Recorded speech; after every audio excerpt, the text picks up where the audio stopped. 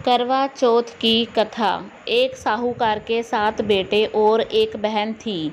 सभी भाई अपनी बहन से बहुत प्यार करते थे। एक बार उसकी बहन ससुराल से मायके आई थी। शाम को जब भाई अपना धंधा बंद करके घर आया तो उसने देखा कि उसकी बहन बहुत परेशान है। सभी भाई भोजन करने बैठ गए और अपनी बहन को भी खाने के लिए आग्रह करने लगे, लेकिन बहन ने बताया कि आज उसका करवा चौथ का निर्जल व्रत है और वह भोजन केवल चंद्रमा को देखकर और अर्घ्य देकर ही खाया जा सकता है। चूँकि अभी चांद नहीं निकला है, इसलिए वह भूख प्यास से परेशान है। सबसे छोटा भाई अपनी बहन की हालत देख वह दूर पीपल के पेड़ पर दिया जला देता है। दूर से देखने पर ऐसा प्रतीत होता है मानो चतुर्थी का चंद्रमा उदय हो रहा हो। इसके बाद भाई अपनी बहन से कहता है कि चांद निकल आया है, तुम उसे धरे देकर भोजन कर सकते हो। बहन खुशी से चांद को देखती है, धरे देती है और खाने के लिए बैठ जाती है।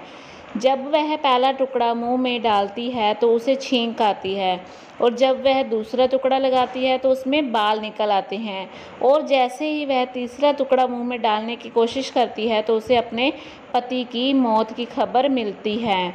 फिर वह विलाप करने लगती है। उसकी भाभी उसे सच्चाई बताती है कि उसके साथ ऐसा क्यों हुआ। करवा चौथ के व्रत को गलत तरीके से तोड़ने पर देवता उनसे नाराज हो गए हैं।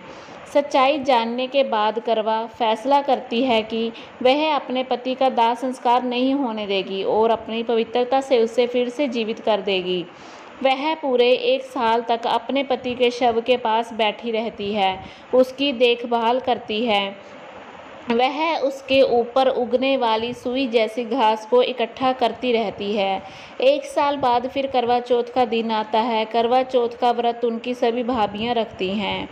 जब भाभी उनका आशीर्वाद लेने आती हैं तो वह प्रत्येक भाभी से आग्रह करती है कि यम सुई ले लो, मुझे पिया सुई दे दो, मुझे अपनी तरह एक विवाहित महिला बना दो। लेकिन हर बार भाभी उसे अगली भाभी से अनुरोध करने के लिए कहती है। इस प्रकार जब छठे भाभी आती है तो करवा उसे वही बात दोहराती है।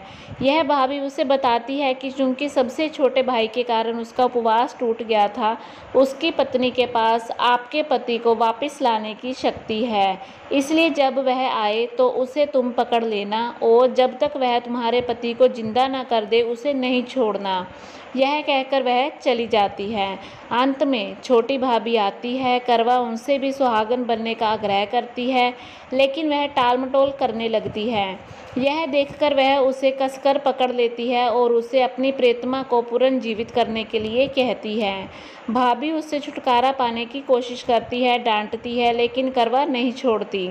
अंत में उसकी तपस्या को देखकर भाभी टूट जाती है और अपनी छोटी उंगली काट उसमें से अमृत उसके पति के मुंह में डाल देती है। करवा का पति श्री गणेश कहकर फौरन उठ जाता है। इस प्रकार भगवान की कृपा से करवा को अपनी छोटी भाभी के द्वारा सुहाग वापस मिल जाता है।